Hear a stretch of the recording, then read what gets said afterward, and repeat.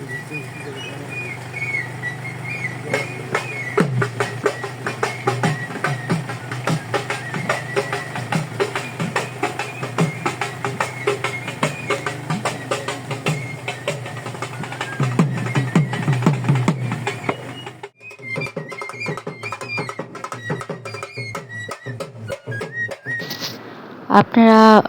দেখছেন আমরা আমাদের গ্রীষ্মকালীন ছুটির কাটাতে আজকে একটি রিসোর্ট এসেছি। রিসোর্টটির নাম হচ্ছে কালমেঘা, শ্রীপুর গাজীপুরে, ঢাকা থেকে 2 ঘন্টার রাস্তা। এখানে আসতে আমাদের লেগেছে একটু 2 ঘন্টার বেশি, একটু বেশি লাগবে 10-15 মিনিট। তবে জায়গাটি দেখে বুঝতে পারছেন ঢাকার একটু অদূরে হলেও ছুটি কাটানোর জন্য একটি চমৎকার পরিবেশ। ভেতরে ঢুকে আমার মনেই হয়নি যে আমি দেশে আছি, কারণ এখানকার আর্কিটেকচারাল ডিজাইনগুলো এবং পরিবেশ সুন্দর, ছিমছাম, সব কিছুই খুবই সুন্দর নান্দনিক করে ডেকোরেট করা। এটি নাম Kalmegha country club and resort. এখানে প্রায় 78 জনের মতো মানুষ অ্যাকোমোডেট হতে পারে এবং 6টি বড় বড় ভিলাস ওদের আছে। ভিলাগুলো ডুপ্লেক্স এবং সুইমিং পুল আছে প্রত্যেকটির সাথে, এবং কিছু কিছু ভিলার সাথে টেনিস কোর্ট আছে। এবং যখন আমরা ভেতরের দিকটা দেখব, এর ইন্টেরিয়র খুবই মনোরম এবং স্বাচ্ছন্দ্যদায়ক। সব রকম ফ্যাসিলিটিস এখানে আছে, ডাইনিং, ডেকোরেশনস, কিচেন। আমি সব কিছুই ঘুরে ঘুরে দেখাচ্ছি এবং ক্যাটারিং আছে, চাইলে যে কোনো খাবার অর্ডারের মাধ্যমেও নেওয়া যেতে পারে। কিচেন আছে, চাইলে রান্না করেও নেওয়া যেতে পারে। বাচ্চা এবং বৃদ্ধ যে কোনো বয়সের মানুষই এখানে এসে তাদের ছুটির দিনটি খুব মনোরম পরিবেশে কাটাতে পারবে বন্ধু-বান্ধবের সাথে। আমরা টোটাল 13 জন বন্ধু এবং তার ফ্যামিলি আমরা এসেছি এই রিসোর্টে, এবং আমরা রওনা দিয়েছিলাম সকাল 10টায় এবং এসে পৌঁছালাম এরকম 12:30 কি 1:45টার দিকে আমরা এসে পৌঁছেছি। এবং দেখেন আমি রুমগুলো সব ঘুরে ঘুরে দেখাচ্ছি। খুবই বড় বড় রুম এবং তার সাথে সব ওয়েল ফার্নিশড এবং খুবই আর্টিস্টিক ডেকোরেশন করা। আমাদের দেশীয় বাঁশ, বেতের, কাঠ, উডেন জিনিস দিয়েই ডেকোরেশন করা হয়েছে। বাথরুমগুলো খুব সুন্দর, ঝকঝকে, পরিষ্কার, এবং শাওয়ার স্পেস, টয়লেট স্পেস, এবং ড্রেসিং রুম এবং সাথে অ্যাটাচ ক্যাবিনেট। প্রত্যেকটা রুমের সাথে অ্যাটাচ এই ধরনের ওয়াশরুমের ব্যবস্থা আছে। এবং ভিলাটি ডুপ্লেক্স, এবং এখানে একটা মইও দেখছি আমরা উপরে ওঠার জন্য। এবং ডুপ্লেক্সের সিঁড়িটি খুবই আর্টিস্টিক, এবং এই বাইরে উইন্ডো, প্রত্যেকটি উইন্ডো এত খোলামেলা, আলো বাতাসের কোনো অভাব নেই। আপনি উইন্ডো দিয়ে বাইরের একটি ঘুরানো খালের মতো আছে, সেই খালের আবার নৌকার ব্যবস্থাও আছে, বোটিংয়ের ব্যবস্থা আছে। যারা ট্যুরিস্ট এখানে আসেন তারা বোটে ফ্রি, ওই কটেজের প্রাইজের সাথেই, বুকিং প্রাইজের সাথেই তারা ওই বোটেও ঘুরে বেড়াতে পারবেন। আমার ফ্রেন্ড সুমির কাছে আমি খুবই গ্রেটফুল। ও আমাকে অফার করেছে রিসোর্টে আসার জন্য, এবং আমরা প্রায় বিভিন্ন জায়গায় ঘুরে বেড়াই, তাই ওর সাথে আমি ও বলার সাথে সাথেই আমি আমার হাজব্যান্ডকে নিয়ে চলে আসি। এখানে প্রতিটি রুমেই এলইডি টিভি দেওয়া আছে। বাইরের পরিবেশটা এতই সুন্দর, বন্ধুবান্ধবদের সাথে সময় কাটাতে আসলে আসলে টিভি দেখার সময়ই হয় না। তারপরেও যদি কেউ ভিজিটে আসে বা নিজে একা থাকতে চান, তিনি খুবই কমফোর্টেবলি এখানে থাকতে পারবেন।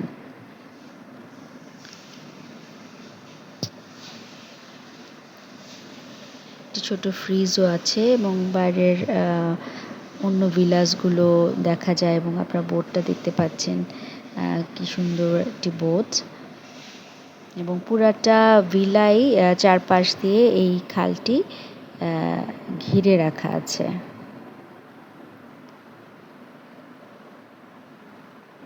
এই রুমটি আমাদের জন্য দেয়া হয়েছিল, আমরা এই রুমটিতে ছিলাম এবং এত ভালো লাগছিল বারবার চারপাশটা ঘুরে দেখছিলাম এবং বাইরে একটু বৃষ্টি ছিল, যার কারণে আমরা বাইরে যাব ভাবছিলাম যে বৃষ্টিটা কমলেই আমরা একটু বাইরে ঘুরতে যাব। এর ফাঁকে আমরা অন্যান্য যে রুমমেটদের বা ফ্রেন্ডদের যে রুমগুলো আছে সেই রুমগুলো ঘুরে ঘুরে দেখছিলাম। ওদের রুমের সাথে একটি বারান্দা আছে, সে বারান্দাতে বৃষ্টি দেখা যাচ্ছে এবং লনটি দেখা যাচ্ছে, বাড়ির সামনে যে লনটি আছে এবং এখানেও প্রত্যেকটি জিনিস খুব সুন্দর করে ওয়েল ডেকোরেটেড। প্রায় 17 একর জায়গা নিয়ে এখানে কটেজগুলো তৈরি করা হয়েছে। 6টি ভিলাস এখন পর্যন্ত কমপ্লিট। আরও ভিলাসের কনস্ট্রাকশন চলছে। এখানে আর্কিটেক্ট এবং আর্টিস্টদের সমন্বয়ে এই ভিলাগুলো প্ল্যান করা হয়েছে এবং প্রজেক্টটি এতই বড়, প্রায় 17 একর জায়গার মধ্যে।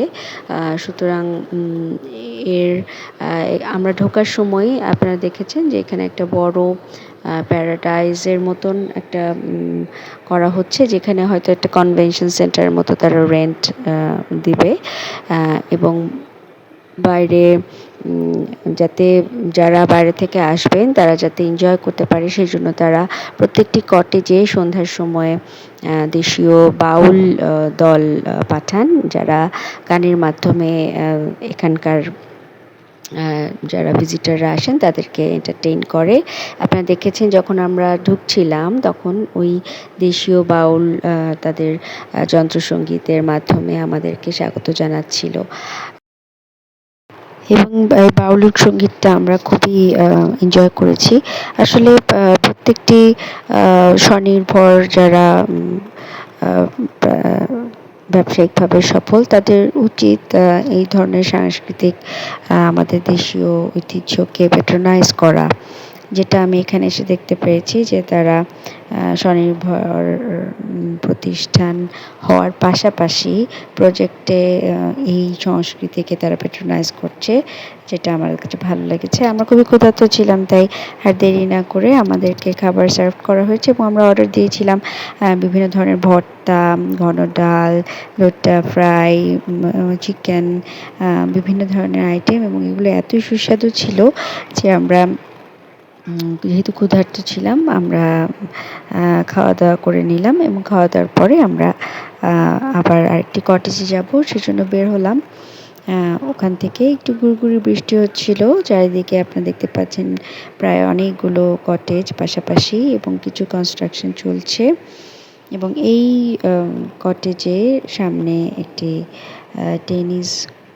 টেনিস কোর্ট আছে এবং পেছনে সুইমিং পুলের ব্যবস্থাও রয়েছে, যেটা সব কটেজেই আছে। এখানে বারবিকিউ এর ব্যবস্থাও করা হয় সন্ধ্যায়, অনেকে যারা চায় তারা রিকোয়ারমেন্ট দেয় বারবিকিউ করার জন্য সেরকম। তো আমি চারপাশটা দেখার পাশাপাশি এখন একটু ভেতরের দিকে যাচ্ছি যে ভেতরটা কেমন দেখি এবং ঢুকে দেখলাম যে একই রকমের ডাইনিং আছে এবং সেরকম ড্রয়িং স্পেস, খুবই কমফোর্টেবল, সবাই যাতে আরাম করতে পারে এবং আমরা বন্ধুরা সুন্দর একটি জায়গা পেয়েছি এবং সেখানে আড্ডা দিচ্ছিলাম। আমাদের জীবনের নানা ঝঞ্ঝাটকে পাশ ফেলে এসে একটু বিনোদনের জন্য আমরা একসাথে সময় কাটাচ্ছি। এখানে ড্রয়িং রুমের পাশাপাশি ড্রয়িং রুম থেকেই দেখা যায় পুলটি এবং প্রত্যেকটি কটেজেই এরকম ফোল্ডেড করা দরজা আছে যেগুলোকে খুলে ফেলা যায় এবং পুরাটাই পুরা চারপাশেই বড় বড় উইন্ডো দিয়ে বাইরের দৃশ্য দেখা যায়। তো এখানে ওই যে আপনারা প্যারাডাইস দেখতে পাচ্ছেন যেটা হচ্ছে, এবং এই পুলে একটু গরম পানি দেওয়া আছে, যার কারণে একটু গ্লুমি ওয়েদার বা বৃষ্টির জন্য ঠান্ডা লাগার কোনো কারণ নেই। আমরা সবাই প্রিপারেশন নিচ্ছিলাম, যেহেতু এখন 2:30 থেকে 3টার মতো বাজে, তো আমরা একটু গোসল করে নিব সুইমিং পুলে। এবং এখানে সবসময় একটা চায়ের ব্যবস্থা রাখা থাকে, আমরা নিজেরাও নিজেদের পছন্দ মতো বানিয়ে নিতে পারি যে কোনো সময়, এবং দরকার হলে আমরা অর্ডারও দিতে পারি যদি কেউ কফি খেতে চায় বা স্পেশাল কোনো খাবার রিকোয়ারমেন্ট থাকে। তো আমরা চারপাশের পরিবেশ দেখার পাশাপাশি আস্তে আস্তে রেডি হচ্ছিলাম এবং সন্ধ্যার সময়টা আমরা খুব সুন্দর কাটিয়েছি। এখানে একটি বাউলের দল আছে, দলটি এসে আমাদেরকে গান শুনিয়েছে এবং আমরাও মিউজিকের ব্যবস্থা রেখেছিলাম, স্পিকার নিয়ে এসেছিলাম, আমরাও গান করেছি নিজেরা নিজেরা আমরা গান করে খুবই আনন্দের সময়টা কাটিয়েছি। তো রাসেল খুব পছন্দ করে বিভিন্ন জায়গায় ঘুরতে, প্রাকৃতিক পরিবেশে, শুধুমাত্র রিসোর্ট নয়, আমরা বিভিন্ন বাংলাদেশের প্রত্যন্ত অঞ্চলগুলো খুবই সুন্দর, যেখানে গেলে মনটা এমনি ভালো হয়ে যায় এবং এনার্জি পাওয়া যায়, পরবর্তী কাজের একটা উৎসাহ পাওয়া যায় এই সমস্ত জায়গায় গেলে। তো আমরা বন্ধুরা সবাই এভাবেই আমাদের ছুটিগুলো কাটাই। আমার ফ্রেন্ড সুমি এবং তার পরিবার যখন আমাকে এই অফারটা দেয়, যখন বলে যে একটা রিসোর্টে যাব, আমি সেজন্য সঙ্গে সঙ্গে আমার ব্যাগ প্যাক করে ওদের সাথে চলে আসি। এবং সুইমিং পুলেই আমাদের এক ফ্রেন্ড চা সার্ভ করে। যারা সুইমিং করতে চান না বা পানিতে নামবে না ঠিক করেছে, তারা কিন্তু ড্রয়িং রুমে বসে অন্যদের সুইমিংয়ে এনজয়মেন্টটাও দেখছে, আবার নিজেরাও আড্ডা দিচ্ছে, গল্প করছে। এই পরিবেশটা আসলে সত্যিই খুবই মনোরম।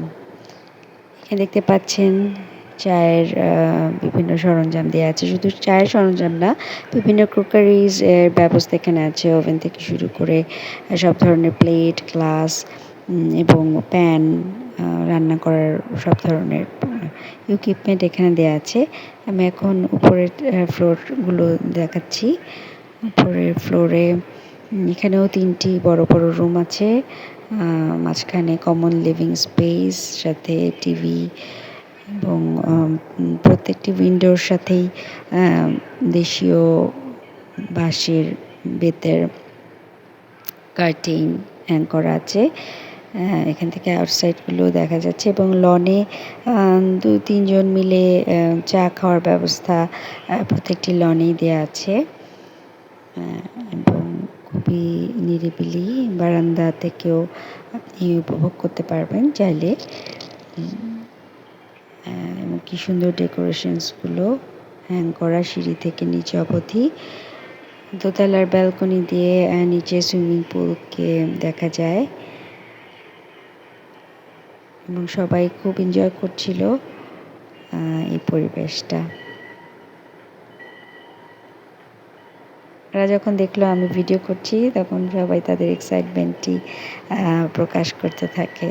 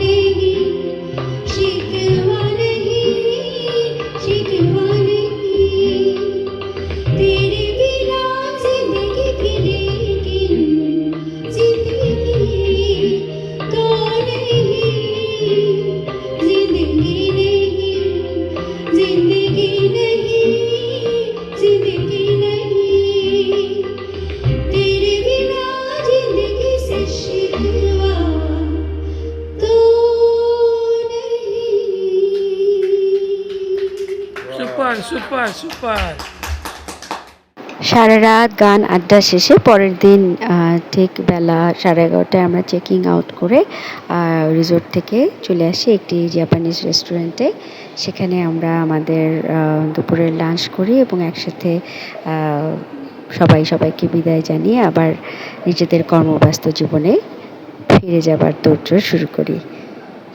ধন্যবাদ সবাইকে আমাদের এই ভ্রমণ উপভোগ করবার জন্য।